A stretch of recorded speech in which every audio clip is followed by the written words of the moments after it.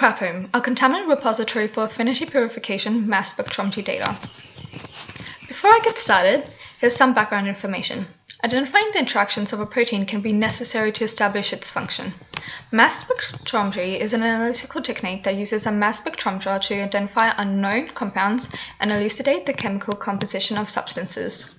Affinity tagging fuses a known epitope to either the C or N terminus of a recombinant protein to enable the identification of possible unknown proteins, which specifically co-purify with a protein of interest, or the bait protein.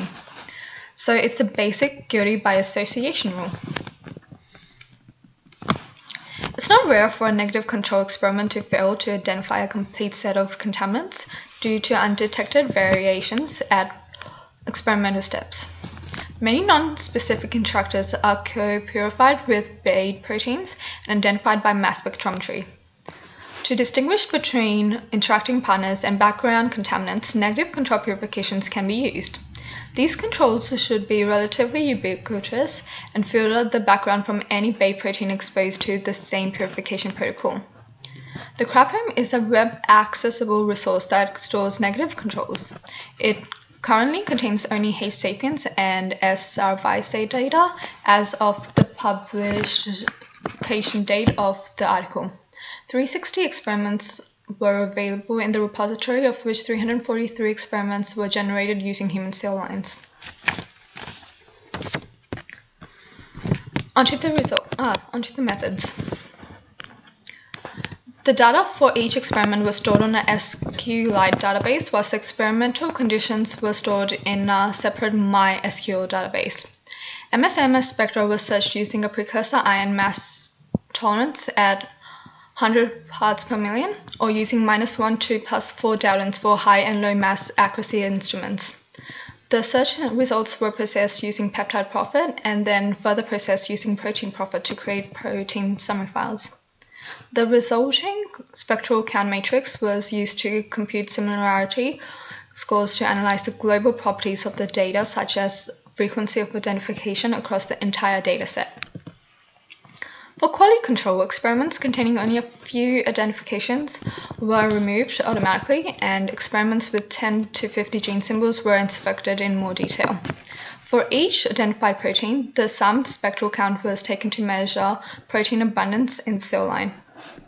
All input identifiers were internally mapped to official gene identification numbers using Ensembl Biomark tools and displayed as gene HGNC symbols. The input file is formatted to contain 4 columns: bait name, AP name, prey name, and spectral count. The analytical pipeline is illustrated using 2 biological replicates of each of the following 4 baits, consisting of RAF1, EIF4A2, WASL, and MEPCE. 2 biological replicate analyses for each bait were performed alongside 6 negative controls. The mass spectrometry was searched using X-Tandem TPP Abacus pipeline.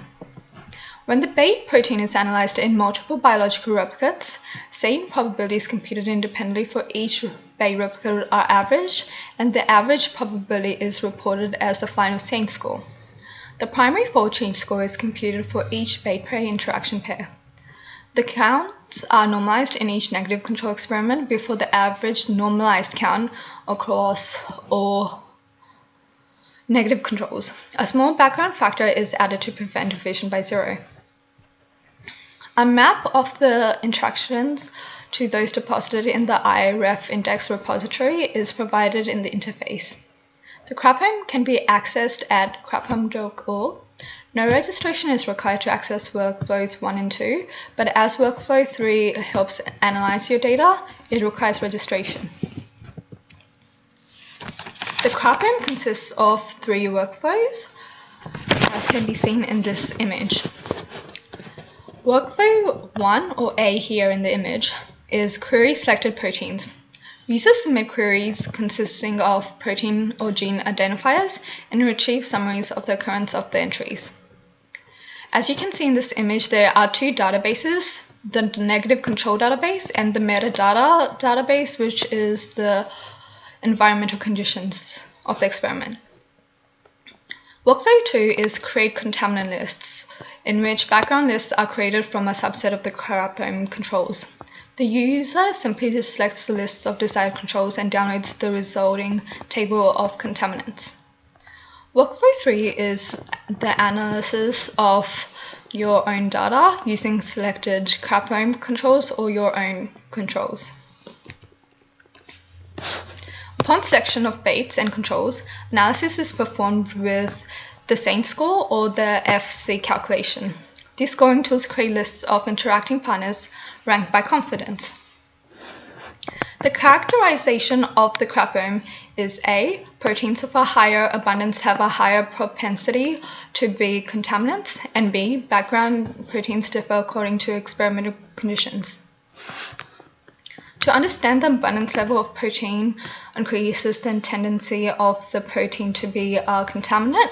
Proteins were plotted against a list of proteins ranked by their abundance estimates. A clear relationship was seen, as seen in image A.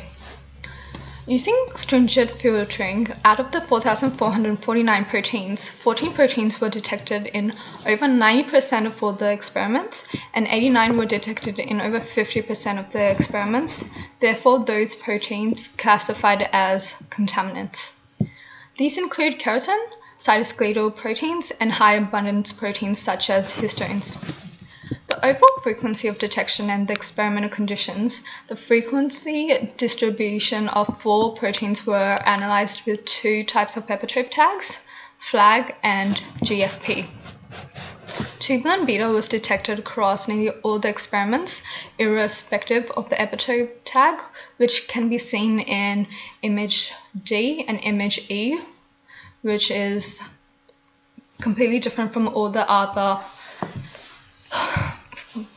4 proteins. The crappome implements 2 complementary scoring strategies, both based on quantitative comparisons of abundance levels of co-precipitating proteins in purifications with paid proteins against the distribution of paid abundances across a set of negative controls. These are SAINT and FC calculations. Both of these scores can be seen in images A and B, and you can also see there's a relationship, or they both are really similar in their results. One issue affecting the scoring of APMS data is the existence of contaminants that are usually present in small amounts across most controls, but that can spike to high abundance in some controls, making detection of the true interactors much more difficult. To assist in this identification of these rare contaminants, a more conservative FC score can be used.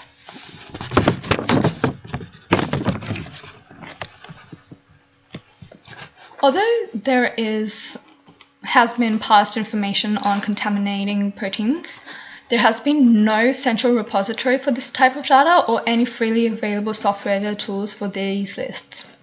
Currently, spectral counts are the sole quantification tool in the repository, but extension of the system to other types of quantification may help to further discriminate between background contaminants and true interactors. As of now, there is a new updated version of the crappome database, along with H. sapiens and H. cerevisiae. The crappome also has data for E. coli. The number of controls has also increased for H. sapiens. The crappome data are currently from cell lines. As the resources grow, Gingras hopes scientists will add data from cancer lines and tissues too.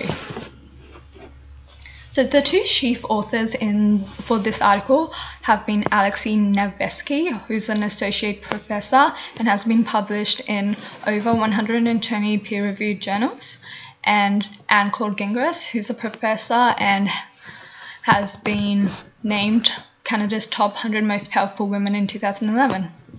This article was published in 2013 and has been cited 250 times as of 9th of November. The impact factor of the Nature methods has been 25.328, which is relatively high compared to other journals. Should this work have been published? I believe so, as it enables more accurate and valid results in APMS studies and it has been published in a reliable source by reliable scientists.